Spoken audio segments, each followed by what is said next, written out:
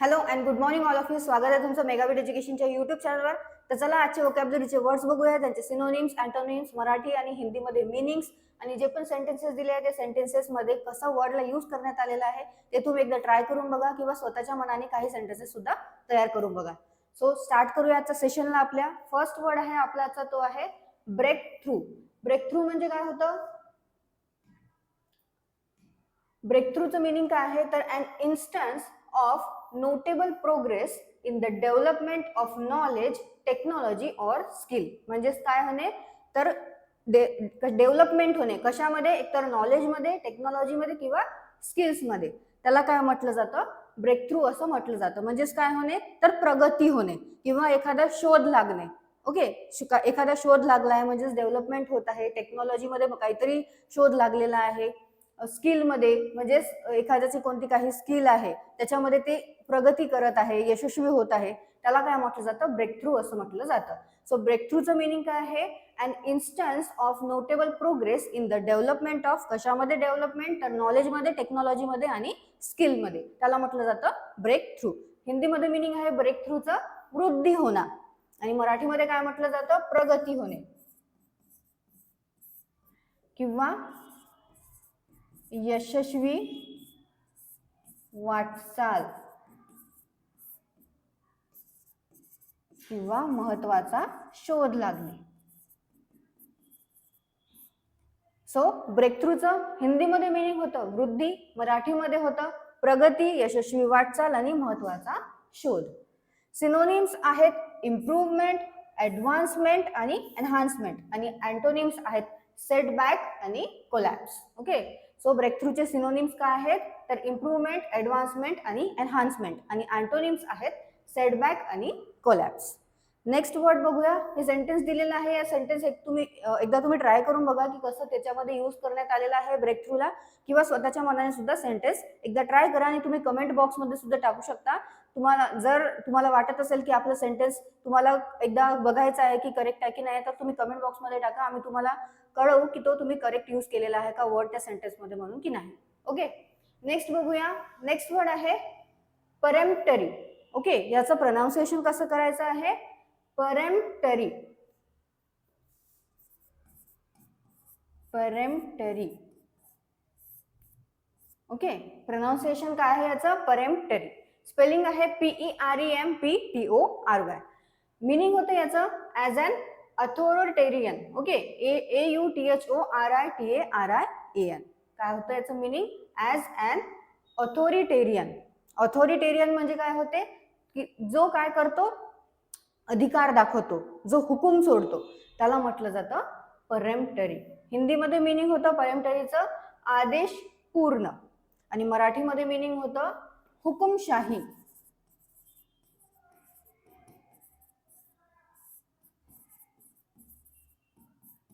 अधिकार वाणीने सांगणारा.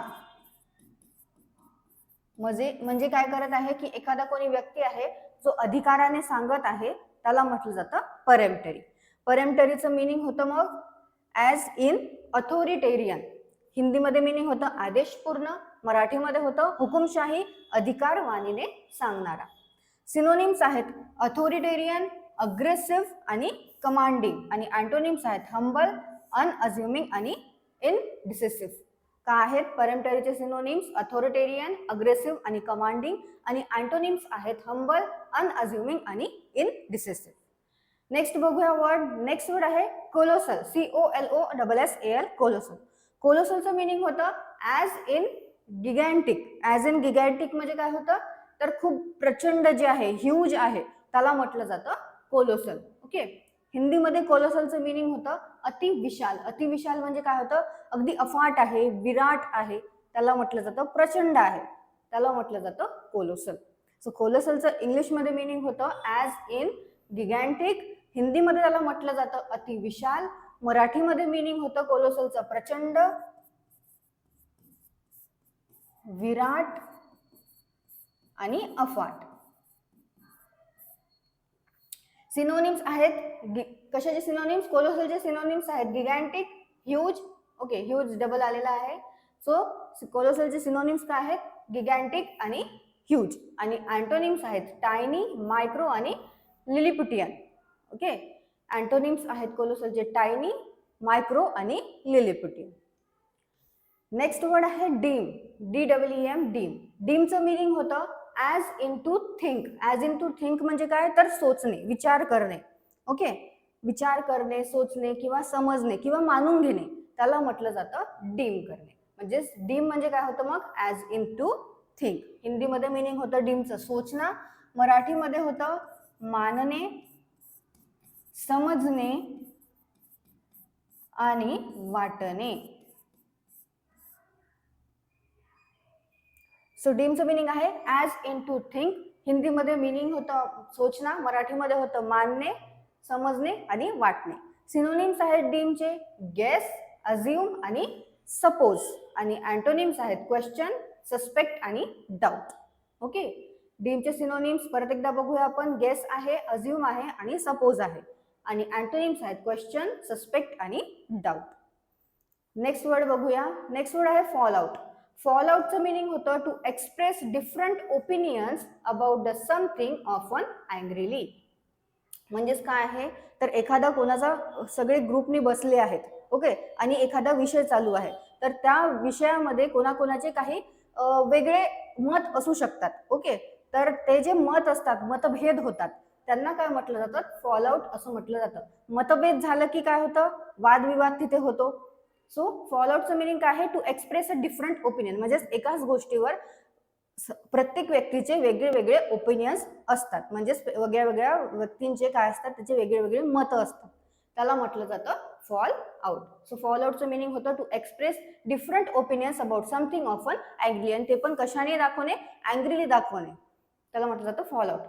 हिंदीमध्ये मिनिंग होतं विवाद करणं, मराठीमध्ये होतं भांडण होणे, मतभेद होणे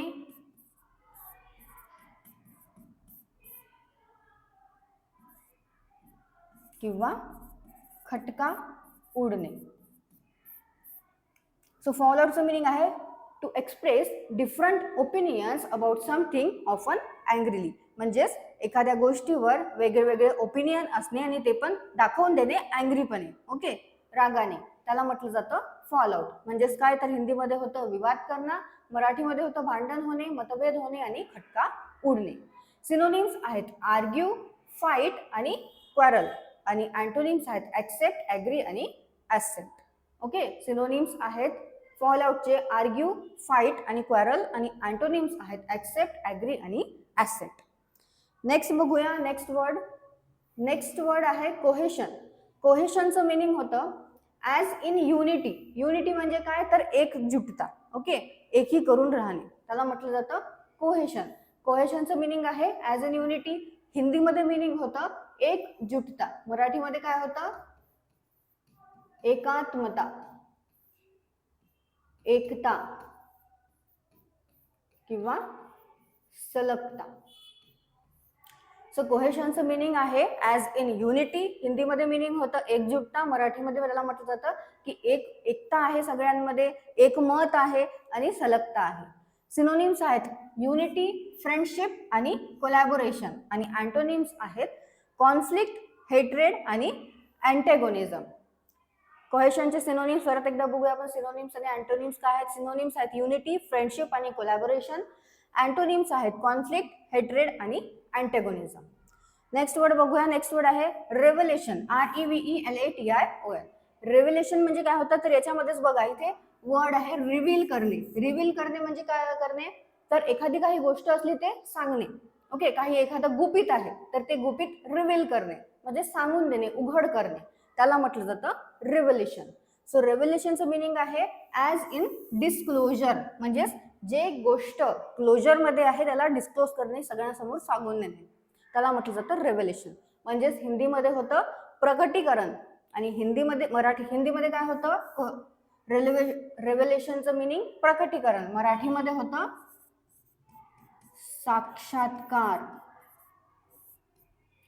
आणि उघड करणे किंवा गौप्यस्फोट. ओके, गौप्यस्फोट म्हणजे काय, तर एखादी गुपित गोष्ट आहे त्याचा स्फोट करणे म्हणजे सगळ्यांना सांगून देणे. सो रेव्हेलेशनचं मिनिंग होतं ॲज इन डिस्क्लोजर, हिंदीमध्ये मिनिंग होतं प्रकटीकरण, मराठीमध्ये म्हटलं जातं साक्षात्कार, उघड करणे किंवा गौप्यस्फोट. सिनोनिम्स आहेत डिस्क्लोजर, एक्सपोजर आणि सरप्राईज, आणि अँटोनिम्स आहेत कन्सिलमेंट, कव्हर अप आणि क्लोजर. ओके, सिनोनिम्स आणि अँटोनिम्स काय आहेत मग रेव्हेलेशनचे? सिनोनिम्स आहेत डिस्क्लोजर, एक्सपोजर आणि सरप्राईज, आणि अँटोनिम्स आहेत कन्सिलमेंट, कव्हर अप आणि क्लोजर. नेक्स्ट वर्ड आहे हॉगवॉश, HOGWASH, हॉगवॉश. हॉगवॉशचं मिनिंग आहे ॲज इन नॉनसेन्स. नॉनसेन्स म्हणजे काय, तर हिंदीमध्ये होतं बेतुका, आणि मराठीमध्ये काय म्हणू आपण त्याला, बकवास आहे किंवा किती फालतू गोष्ट आहे असं आपण म्हणतो हॉगवॉशला.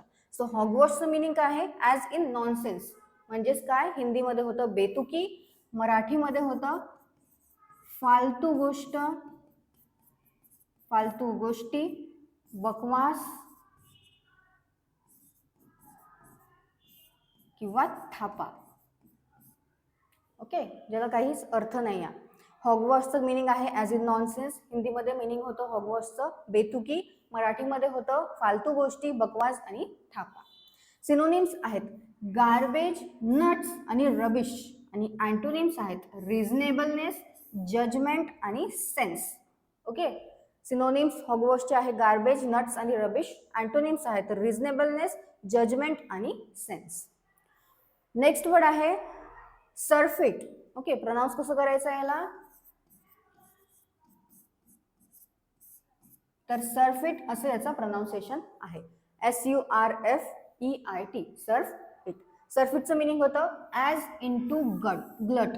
ॲज इन टू ग्लट म्हणजे काय, तर हिंदीमध्ये होतं अतिभोजन, म्हणजेच काय, तर जे खाण्यापिण्याचं आहे त्याच्यामध्ये अतिरेक करणे. ओके, खाण्याच्या जे पण गोष्टी आहे त्याच्यामध्ये खूप अतिरेक करणे, त्याला म्हटलं जातं सरफिट. सो सरफिटचं मिनिंग होतं ॲज इन टू ग्लट, हिंदीमध्ये होतं अतिभोजन, मराठीमध्ये होतं खाण्या पिण्यातील अतिरेक किंवा विपुलता. ओके, सो सरफिटचं मिनिंग आहे ॲज इन टू ग्लट, हिंदीमध्ये होतं अतिभोजन, मराठीमध्ये होतं खाण्यापिण्यातील अतिरेक किंवा विपुलता.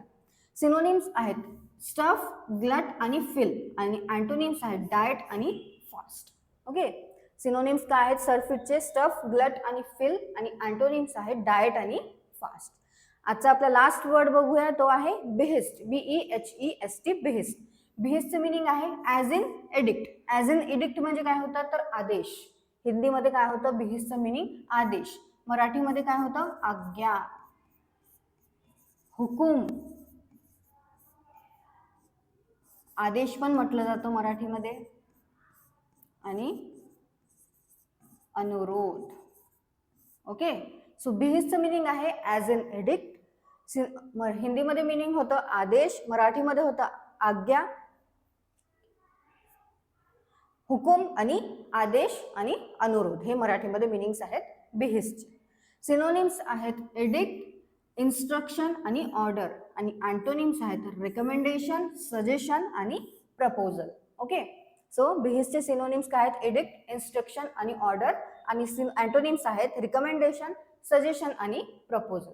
ओके, सो हे आजचे आपले 10 वर्ड्स आहेत ज्याचे सिनोनिम्स, अँटोनिम्स, मराठीमध्ये मिनिंग्स, हिंदीमध्ये मिनिंग्स घेतलेले आहे, ते तुम्ही एकदा नोट डाऊन करून घ्या. डिस्क्रिप्शनमध्ये तुम्हाला याची PDF मिळून जाणार, ती तुम्ही तिथनं डाउनलोड करू शकता, किंवा तुम्ही जर बुक बनवली असेल आतापर्यंत जे पण वर्ड झालेले आहे तिथे नोट डाऊन करा, आणि जे पण आधीचे वर्ड झालेले आहे ते सुद्धा एकदा रिवाइज करत चलत जा, कारण की ते जर तुम्ही वाचले तर तुम्हाला एक्झामच्या वेळेस एकदम घाईघाई नाही होणार की याचं वर्डचं मिनिंग काय आहे, त्या वर्डचं मिनिंग काय आहे, तुम्हाला पटकन लक्षात येईल की हा वर्डचं मिनिंग हे होतं म्हणून. आणि सेंटेन्समध्ये कसं यूज करायचं आहे वर्डला ते सुद्धा एकदा तुम्ही बघून घ्या, कारण की सेंटेन्समध्ये वर्ड कसा यूज करण्यात आलेला आहे ते सुद्धा खूप इम्पॉर्टंट आहे. ओके, सो तुम्हाला सेशन आवडलं असेल सेशनला लाईक करा, चॅनल सबस्क्राईब करा, तुमच्या फ्रेंड्सला शेअर करा. All the best all of you and